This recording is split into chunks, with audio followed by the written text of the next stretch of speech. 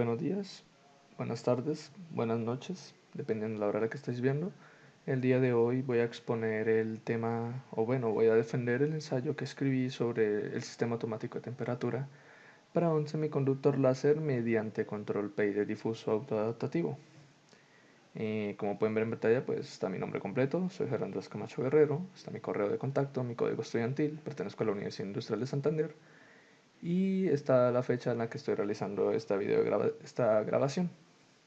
Así que pues continuando, tenemos preparada la agenda del día de hoy. Tenemos 7 puntos conclusos, tenemos 7 puntos ya concluidos, una introducción a la lógica difusa sobre el tema que abarca el desarrollo de mi ensayo.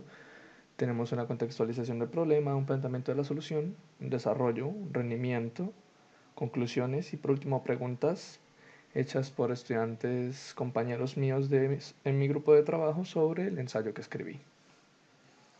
Comenzando por la primera parte con la lógica difusa o fuzzy logic en inglés, se puede decir que es la lógica aplicada a conceptos que pueden tomar un valor cualquiera de veracidad.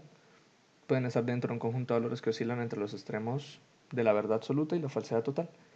Con esto nos referimos al hecho de que en la lógica difusa tengo, por así decirlo, dentro de un universo de datos, tengo datos que considero un rango estándar y un rango no estándar. Es decir, tengo datos que cumplen con las condiciones y tengo datos que no.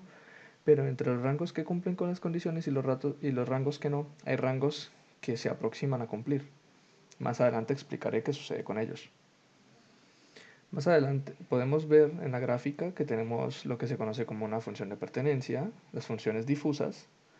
Tenemos, por así decirlo, 3 conjuntos difusos. Tenemos el conjunto bajo, mediano, alto, referente al universo de las alturas. También aclarar que en la lógica difusa se hace mucho énfasis a variables lingüísticas. Se trabaja con variables lingüísticas y de esas variables lingüísticas se transcribe a variables numéricas o a rangos de valores, dependiendo cómo se decida trabajar. En este caso, nuestros valores lingüísticos son bajo, mediano y alto. En un universo de discurso, en este caso nuestro universo de datos, tenemos diferentes alturas. Es decir, que dependiendo de cómo se comporte el promedio, más o menos cómo sean las alturas de las personas, podemos decir dentro de una normalidad que una persona es alta, es baja o es de estatura media, que en este caso sería estatura promedio. Dicho este caso, podemos ver en las gráficas cómo los valores tienden a ser pocos bajos, medio bajo y literalmente nulidad en bajo. Lo mismo sucede con mediano y con alto. Son curvas o funciones que tienden a aumentar hacia la verdad absoluta y tienden a decaer hacia la falsedad absoluta. En este caso pues se pueden recalcar lo que son sus principales componentes, que es la función de pertenencia, el universo de discurso, la variable lingüística, el conjunto difuso, los valores lingüísticos, tal y como lo acabo de describir. Más adelante, o bueno, entrando en materia, las reglas difusas son, por así decirlo, las reglas que definen el comportamiento de mis variables de salida en función de mis variables de entrada.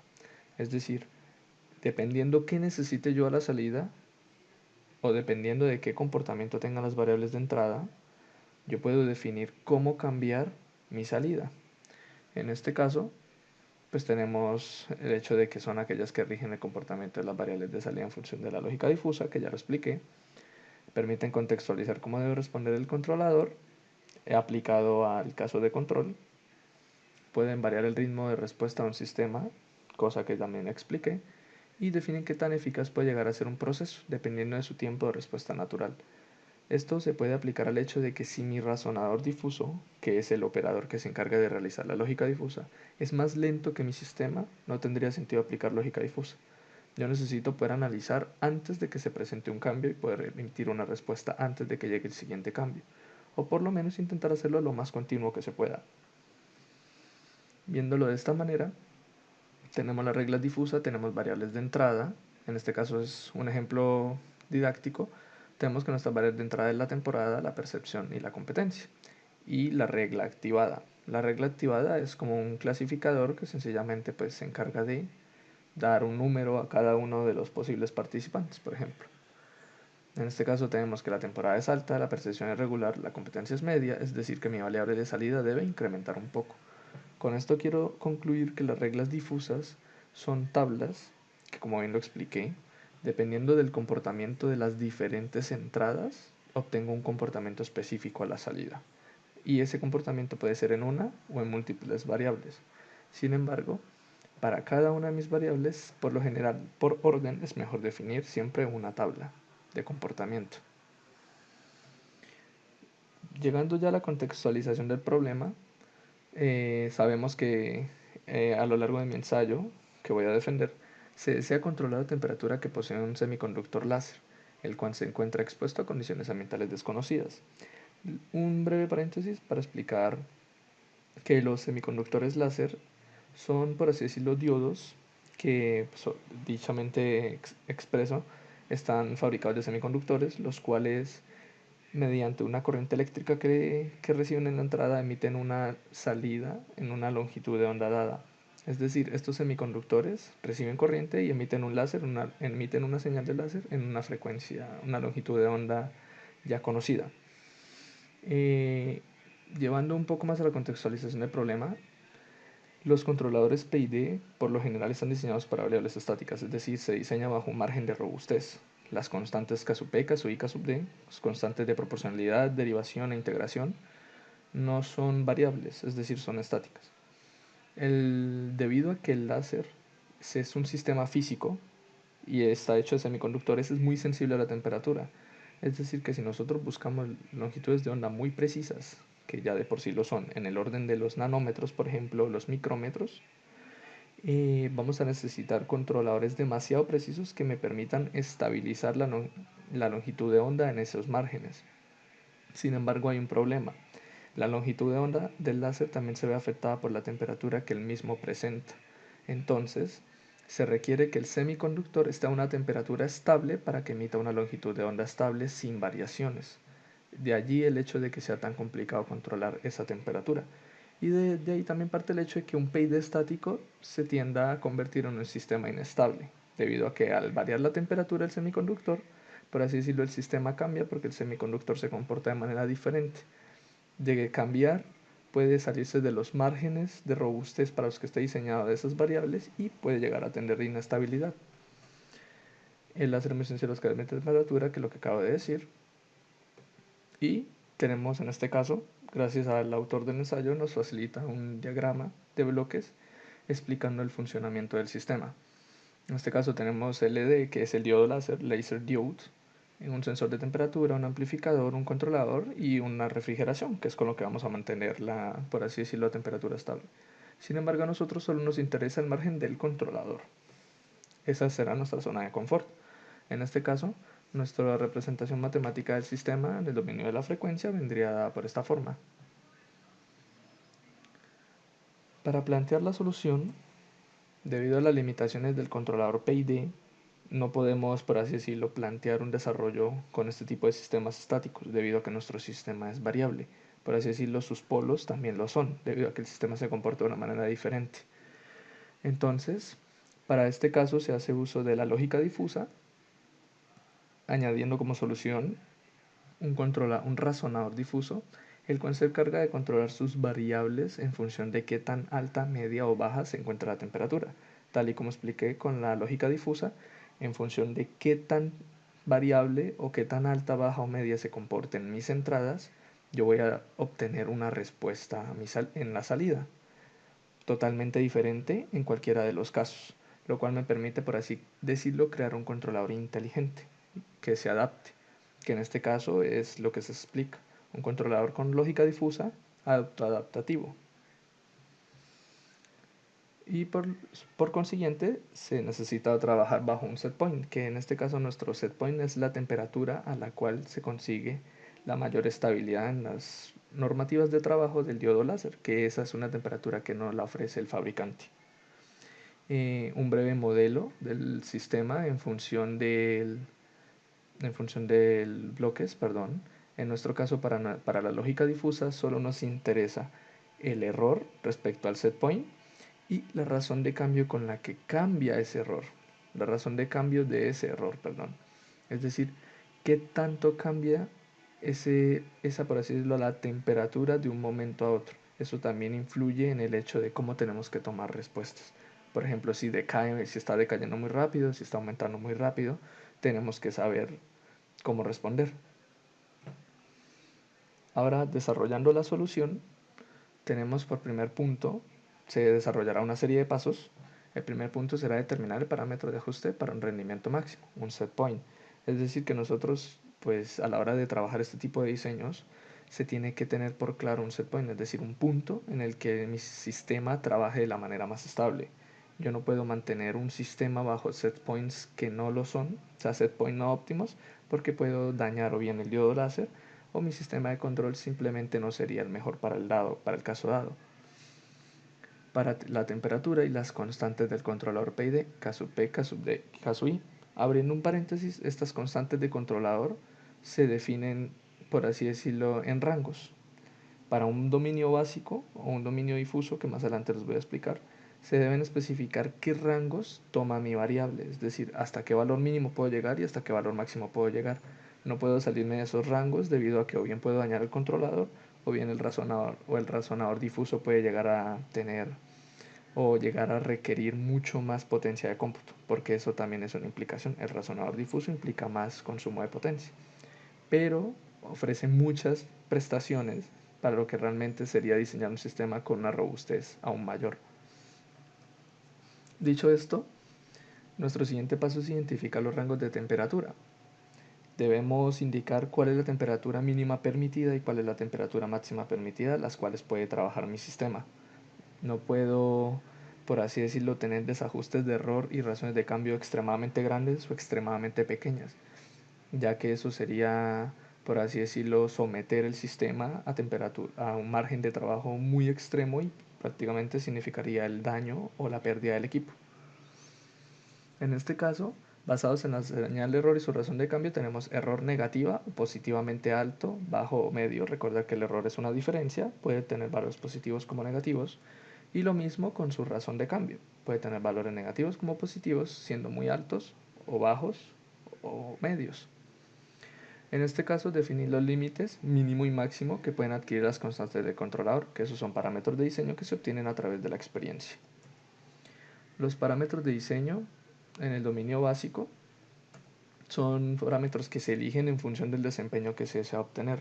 Por lo general, la experiencia o los fabricantes ya otorgan este tipo de información, pero muchas de las veces también se pueden obtener valores mucho más óptimos dependiendo de la aplicación a través del ensayo y el error. Los tiempos de respuesta, que también son los taos que se apreciaron en la gráfica anterior, el diagrama de bloques anterior en el dominio de la frecuencia, son taos que también ofrece el fabricante. El fabricante del láser y del sensor de temperatura nos ofrecen sus tiempos de respuesta. En este caso el del láser es 2 segundos y el del sensor es medio segundo. Los parámetros de diseño en el dominio básico, el set point, por datos de fabricante el valor óptimo son 25 grados, y los parámetros. En este caso podemos tolerar un error, es decir, un desajuste en el set point negativamente de 30 grados y positivamente de 30 grados. Un cambio de error, es decir, podemos tolerar un cambio brusco de temperatura de hasta 25 grados por debajo y 24 grados por encima.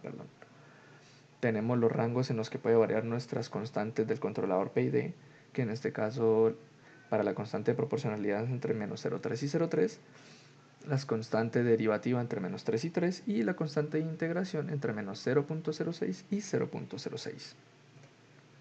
En el dominio difuso, por lo general se intentan utilizar variables mucho más reducidas. Por lo general se usan variables normalizadas con el fin de obtener cálculos más precisos, ya que variables redondeadas tienden a causar, por así decirlo, inferencias a la hora de tomar decisiones. En este caso, se usan constantes de proporcionalidad difusas que el razonador difuso las aplica a las entradas para procesarlas dentro de sí mismo. Es decir, esto va completamente fuera del bloque PID, esto va totalmente dentro del bloque razonador difuso. Las constantes difusas K pueden ser diferentes dependiendo de cuánto, por así decirlo, cuánto cambie la variable. Es decir, tendremos una constante difusa para el error, una diferente para el margen, para la razón de cambio del error y otras completamente diferentes para cada una de las variables del controlador PID. Es decir, no es una estándar por todo el sistema, es simplemente por variables.